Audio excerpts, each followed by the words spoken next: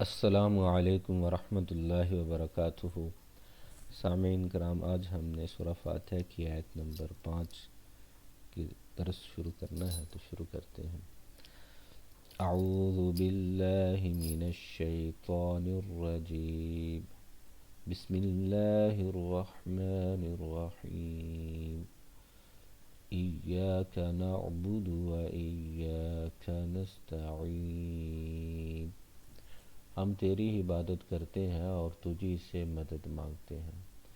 پیچھے فرمایا تھا کہ تمام جہانوں کا رب اللہ ہے، رحمان و رحیم ہے، روز جزا کا مالک ہے، تو ایسی صفات کا حامل ہی معبود ہونے کے لائق ہے۔ ربوبیت ہی متقاضی ہے کہ جس کے اندر ربوبیت ہے، معبودیت بھی اسی کے اندر ہوگی۔ یہ آیت اس وقت نازل ہوئی جب لوگوں نے نہ جانے کتنے معبود بنا رکھے تھے۔ خود مکہ سٹی میں 360 معبود بنائے گئے۔ سب سے بڑا ان کا سردار حضرت حابیل علیہ السلام کے نام کا بت تھا، ہبل، اور خانہ کعبہ کی اندری دیوار کے اوپر ابراہیم و اسماعیل علیہ السلام کی تصویریں بھی کھینچ کے ان کی عبادت کی جاتی تھی۔ عیسائی عیسیٰ علیہ السلام اور بی بی مریم کو کرنے والا سمجھ کے ان کی عبادت کرتے تھے اور ان کو معبود سمجھتے تھے۔ یہودی عزیر علیہ السلام کو معبود سمجھتے تھے۔ غرض طرح طرح کے معبودان باطلہ لوگوں نے تراش رکھے تھے۔ تو شروع سے ہی یہ دعویٰ کرا دیا گیا کہ معبود صرف ایک اکیلا اللہ ہے۔ ہر عابد کا معبود وہ ہوتا ہے کہ عابد اپنی مشکل پریشانی مصیبت میں اس کی طرف لپکتا ہے، آپ اس کے حوالے کرتا ہے، اپنے آپ کو اس کا بندہ سمجھتا ہے، اس کا غلام سمجھتا ہے، تو وہ دنیا میں صرف ایک ہی ذات اس کے لائق ہے کہ اس کو اپنا معبود سمجھا جائے، اپنا مالک سمجھا جائے، خود کو اس کے سامنے مملوک و مقدور سمجھا جائے، وہ اللہ کی ذات ہے۔ ایاکا کے حصر کے ساتھ کہہ دیا کہ ہم دعویٰ یہ حصر کا کروا دیا ہے کہ ہم تیری ہی عبادت کریں گے اور کسی کی عبادت نہیں کریں گے، نہ کسی ولی کی جیسے بی بی مریم کی ہوئی، نہ کسی نبی کی جیسے عیسیٰ عزیر علیہ السلام، ابراہیم و اسماعیل علیہ السلام کی ہوئی، نہ کسی فرشتے کی جیسے مشرکین مکہ نے فرشتوں کی، نہ کسی شجر کی، نہ حجر کی، نہ قبر کی، نہ ولی کی، نہ نبی کی۔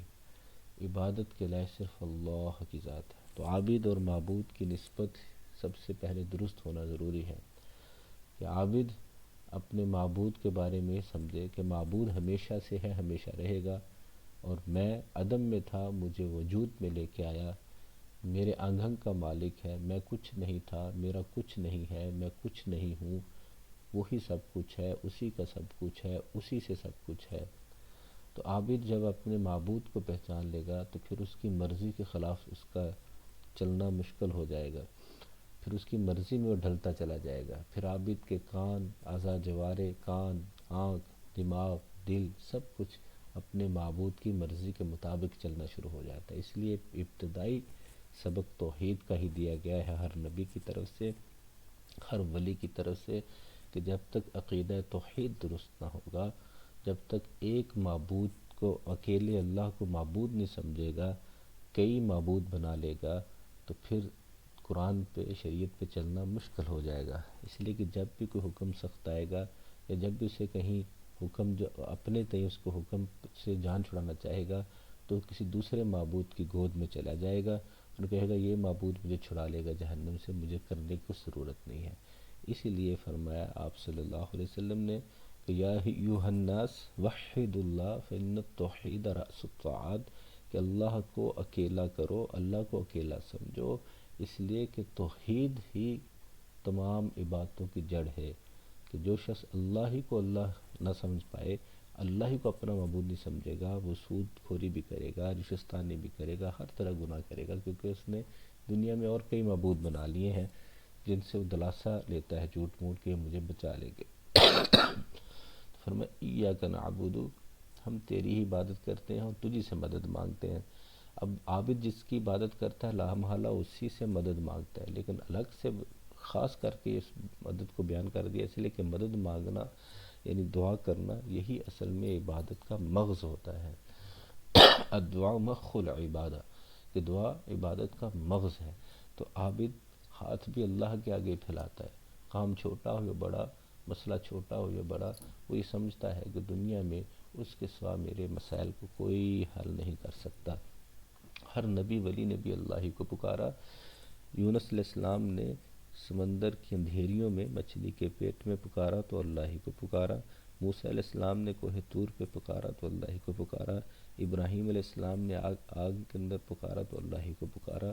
اگر کسی نبی یا ولی نے اللہ کے علاوہ کسی کو نہیں پکارا، اور یہی درس ہے کہ اپنے جس نے یہ ہاتھ دیے ہیں یہ ہاتھ اسی کے سامنے پھیلیں، اور جس نے یہ سر دیا ہے اسی کے سامنے جھکے۔ روز 5 وقت کی نماز فرض کر کے بار بار بلاتا ہے اپنے دربار میں کہ تیرا یہ فیس، یہ چہرہ میرے سامنے رہے، اپنے چہرے کو لے کے خلق خدا میں سے کسی اور کے سامنے نہ جانا۔